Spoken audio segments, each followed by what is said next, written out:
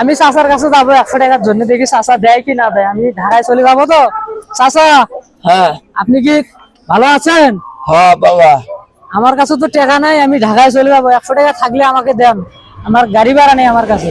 আমি অনেকের কাছে চাইছি, টাকা দেয় নাই কেউ। আপনার কাছে যদি থাকে আপনি দেন, আমি আপনার বিকাশ নাম্বারে দিয়ে দেবো টাকাটা। আপনার মোবাইল নাম্বারটা দেন আমারে, বাসায় যা পৌঁছে আপনার টাকাটা দেবো। আচ্ছা ও দিতে দেওয়া লাগতো না। এই টাকাটা কি আপনি মন থেকে দিলেন চাচা? মন থাকি দিলাম। আমি অনেকের কাছেই গেছি টাকার জন্য, কিন্তু কেউ আমাকে টাকা দেয়নি। আপনি কি কারণে দিলেন চাচা? আপনার গাড়ি ভাড়া নেই, এর লাগে আমি মন থাকি টাকা দিলাম, আপনি যদি টাকা দিতে পারেন। চাচা, এই টাকার উপরে কোনো আপনার দাবি নাই তো? না বাবা, আসলে দাবি নাই। না কোনো দাবি নেই। আমি অনেকের কাছে গেছি টাকা চাওয়ার জন্য, কেউ টাকা দেয়নি, সবাই ফিরিয়ে দিছে আমাকে।